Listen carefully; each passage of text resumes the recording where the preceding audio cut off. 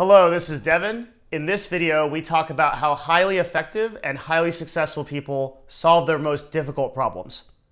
There's a difference in the way that a person who is highly effective and a person who's not has a conversation with themselves in their head about problems, situations, and everyday life.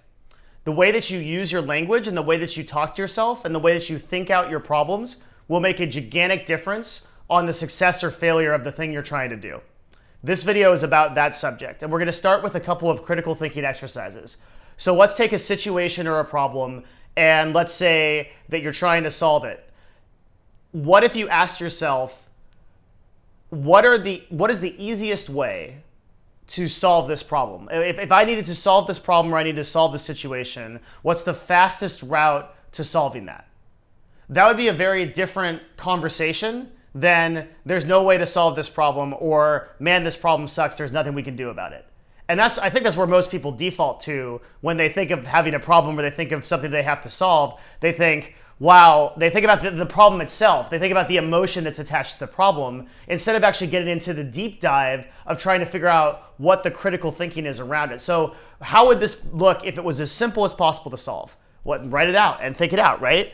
What are a few of the critical activities that we could do to eliminate the 1,000 other things that this problem causes? So you can think about all the emotional strain and all the stress and all of the things that come into this one situation. And then you kind of just bypass that, you boil it down, and you say, what would this look like if it were simple? What would it look like if it were easy to solve? What if I had to have 3 steps only to solve this problem? What would it look like to solve it? And then you think about that, and now all of a sudden, like the 100 problems in your head where you just thought that it was like totally insurmountable is now surmountable. You can also do this with like thought processes and negative states. So let's say that you say like you're feeling really bad, you've had a really tough day, you're really stressed out.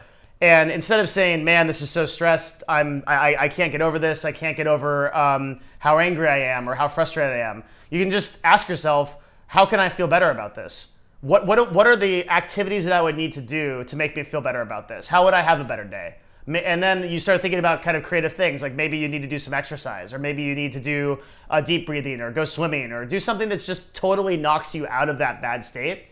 But if you don't ask the question and you just accept that you're going to be in that bad state, then that's where you end up. So in problem solving, it works the same way. If you have a big problem, instead of focusing on all the emotions and all of the bad things that are around that problem, think about how you can easily solve that problem and how you can feel better about it. And then bring other people in when you're talking to them about the problem. Don't just bitch about the problem itself and be like, hey, doesn't this suck, right? We do that a lot, where we want to talk to someone and we want them to kind of empathize with us. But instead you can bring them in and say, hey, I'm really having trouble just thinking about this, and this has been really on my mind. Can you help me think of some solutions for how we can approach this? And that's a completely different train of thought. And this goes along with those kind of critical thinking exercises. And so the more that I think about my life, the more I try to think, what would this aspect of my life look like if it were easier? What would it look like if my work was 10x easier to do? Or what would it look like if this aspect of my business or my life is 5x easier to solve, or that I could solve it in 3 steps? And then what I like to do is I like to do problems worksheets where I work backwards. And actually, I think I'll do another video where I show you how to actually do a worksheet and work backwards from a problem. But you start with the outcome and you say, this is what I'm after. And then you go step by step backwards until you're at your solution.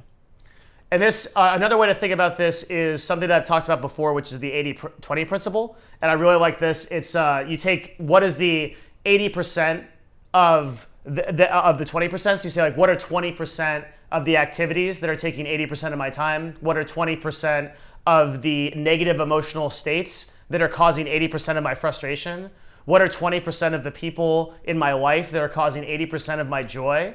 Right? And you do those critical thinking exercises, preferably on paper, and you boil it down.